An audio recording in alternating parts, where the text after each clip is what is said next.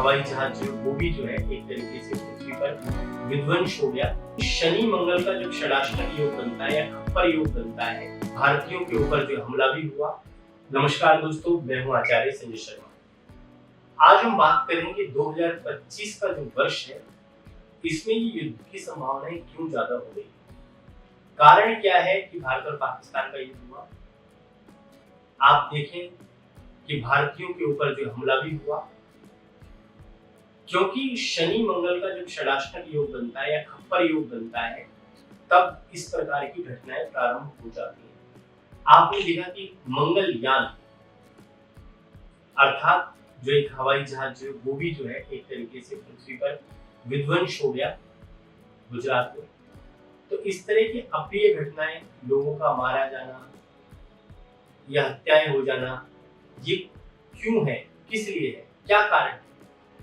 क्योंकि जब भी खप्पर योग बनता है ज्योतिष के अंदर, तो खप्पर योग में इस प्रकार की जो है प्रलय जैसी स्थिति बन जाती है।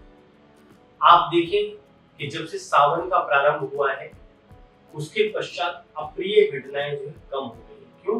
कि भगवान शिव का साक्षात स्वरूप जो है पृथ्वी पर विराजमान है, और इस महीने में आपको सबसे ज्यादा नंदी के दर्शन पृथ्वी के ऊपर होंगे, क्योंकि नंदी जो है इस वक्त जो है पृथ्वी पर विचरण करना प्रारंभ हो जाते हैं। तो प्रकृति, नेचर, ये सब भगवान का ही स्वरूप है, और उसी के कहे अनुसार सृष्टि का निर्माण हुआ है।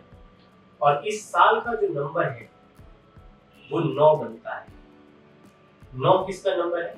अर्थ का नंबर है, पृथ्वी का नंबर है, मंगल का नंबर है। और इस साल में गुरु जो है अतिचारी भी होने जा रहे हैं। अतिचारी का अर्थ है 5 अक्टूबर से और 5 दिसंबर तक गुरु की स्पीड जो है बहुत बढ़ जाती है। इस साल में वृष राशि में भी रहेंगे, मिथुन में भी रहेंगे, कर्क में भी रहेंगे। गुरु अतिचारी का अर्थ है कि गुरु जो है 3 घर में एक साथ चला जाता है, वृष में, मिथुन में और कर्क में। इसी प्रकार से बहुत सालों के बाद ऐसी घटनाएं होती हैं और इस प्रकार के योग बनते हैं। तो अभी खप्पर योग जो है दोबारा से जो है सितंबर का जो महीना है भारत के लिए काफी ज्यादा भारी हो सकता है, जिसमें फिर से जो है युद्ध की संभावनाएं बन सकती है। दूसरा, प्रकृति में व्यापारिक दृष्टि से देखें तो कहीं ना कहीं कुछ ना कुछ भारतीयों का व्यापार भी थोड़ा कम हो सकता है। व्यापार की दृष्टि से देखें तो खप्पर जो योग है उसमें कहीं ना कहीं कुछ ना कुछ रुकावटें आ रही हैं और भारत के व्यापार के लिए भी थोड़ा सा हानिकारक हो सकता है। तो इस खप्पर योग वाले इस साल में आपको संभल करके चलना है। कोई हवाई यात्राएं, बड़ी लंबी दूरी की यात्राएं कम से कम करें। जहां युद्ध की संभावनाओं ऐसे स्थान पर बिल्कुल भी ना जाएं, क्योंकि अगर भारत की राशि की बात करें, लगन की बात करें, तो उसके हिसाब से भारत के लिए थोड़ा सा खतरे वाली स्थिति बन रही है।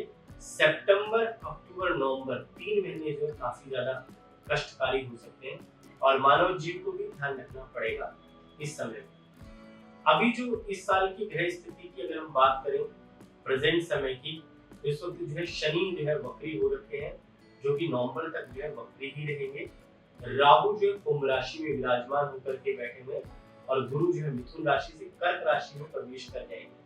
तो जब ये ग्रहों की स्थिति एकदम से उलट पलट होगी सितंबर अक्टूबर में, तो उस वक्त जो है पृथ्वी पर काफी बड़ी हलचल होने का योग बनेगा। और तुला राशि में जब मंगल आएंगे उस वक्त काफी स्थिति खराब होने की संभावनाएं बनेंगी। तो इस साल में जो है क्या आप सबको करना चाहिए भारतीयों को, जिससे कि भारत में उन्नति हो?